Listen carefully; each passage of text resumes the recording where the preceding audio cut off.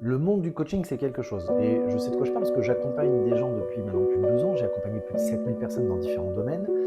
Et j'en ai vu des vertes et des pas mûres, comme on dit. Et je vais vous citer deux, trois choses que j'ai vécues et qui sont en fait très redondantes. Et en avoir discuté avec d'autres coachs ou d'autres mentors, ça revient assez souvent. Et vous allez peut-être vous reconnaître si vous avez décidé de prendre un coaching ou du mentoring pour vous aider dans des réalisations de projets, de vous-même, financiers ou quoi que ce soit. Et si vous êtes coach, ça va vous faire sourire parce que je pense que vous le vivez comme moi. Alors déjà, 80% des gens qu'on a eu entre nos mains, qu'on a accompagnés, qu'on a aidés, n'utiliseront jamais tout ce qu'on leur aura appris une fois qu'ils arrêtent le mentoring ou le coaching. C'est-à-dire qu'ils ont payé pour être accompagné de quelqu'un qui a un peu plus d'expérience dans un domaine de compétences où ils ont besoin, et 80% n'utiliseront jamais ce qu'on leur a appris. Donc, moi, je trouve ça fou à chaque fois. Et seulement 20% l'utiliseront, et encore dans les 20%, on peut encore enlever 80% de 20%, donc l'utiliseront qu'à moitié, ils auront, on va dire, ils vont faire une négociation avec eux-mêmes pour ne pas le faire exactement comme ça, et seulement une toute petite partie utiliseront correctement et auront des résultats. Ça me met sur le cul à chaque fois. La deuxième que j'ai régulièrement, c'est qu'ils mentent.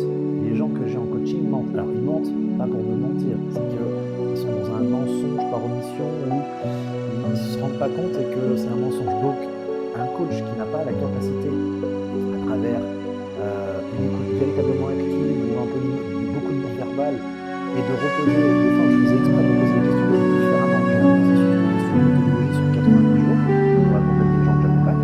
Et j'ai des questions pour vérifier comment ils répondent et tout ça, à différents cycles et tout ça, pour voir ce qu'ils m'ont dit et si c'était vrai ou pas vrai. Et 90% du temps, régulièrement, les gens en fait s'en rendent pas compte, mais me disent plus la même chose la semaine d'après.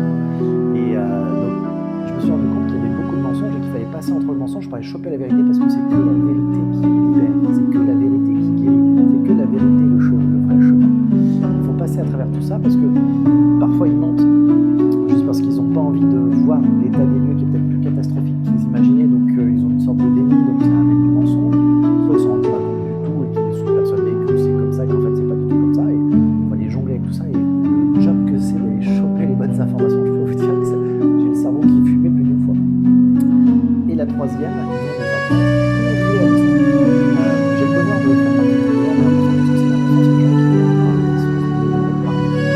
Et je me retrouve avec des gens qui arrivent, ils voient, ils comprennent que je peux les aider sur pas mal de choses, et qui déjà ont envie de bouger alors qu'ils sont à peine commencés. Et ils ne veulent pas faire le processus d'étape par étape et arriver à quelque chose d'assez cohérent, en tout cas par rapport à ce que je peux apprendre. Ils veulent tout de suite partir de là et aller là. Ils ont des attentes irréalistes. Les gens, en un mois, il faudrait limite qu'ils gagnent déjà 5 millions par mois alors que l'entreprise n'est à peine lancée, quoi. Et donc, du coup, les attentes irréalistes, il faut être clair, il faut être cash, il faut parfois les réfréner, des fois ça les frustre, des fois j'en ai vu plein qui faisaient de la tête, qui me parlaient plus pendant le mentoring, hein. Ils faisaient du boudin et tout. Donc c'est pas toujours évident, mais on est là aussi pour amener une certaine réalité et beaucoup d'attentes irréalistes dans les gens qui prennent le mentoring. Déjà, si vous avez des attentes irréalistes et que vous ne comprenez pas certaines choses dans les mécaniques de l'univers et quoi que ce soit, deux, vous êtes peut-être sur une notion de manque, et donc du coup, il faut tellement la combler vite que vous n'avez pas aucune notion de réalité. Trois, pour X raison, vous pensez qu'on connaît des raccourcis pour aller plus vite parce que nous, on connaît, parce qu'on gagne ça, donc il n'y a pas de raccourci. C'est un chemin empirique, vous n'avez pas le choix. Il n'y a pas de raccourci. Donc voilà. Voilà tout ça. Donc si vous vous reconnaissez là-dedans, avec grand plaisir, abonnez-vous là-dessus, si vous souhaitez aller plus loin sur ce TikTok, je partage beaucoup de principes de succès de différents points. Moi, je suis une méthode qui peut être utile si la réussite est très intellectuelle, mais il faut aussi de l'énergie, il faut aussi se comprendre soi. Donc ça, c'est la spiritualité que je fais sur ce TikTok depuis 1 an, des contenus comme ça. Si vous souhaitez aller encore plus loin avec moi, il y a un petit lien dans le profil où il y a une communauté privée où je vais encore beaucoup plus loin que ce que je fais déjà là. Je vous donne vraiment des exercices pour être plus loin, ça va jusqu'au second, je donne des codes de rituels, des codes pour dire, mieux comprendre certaines choses.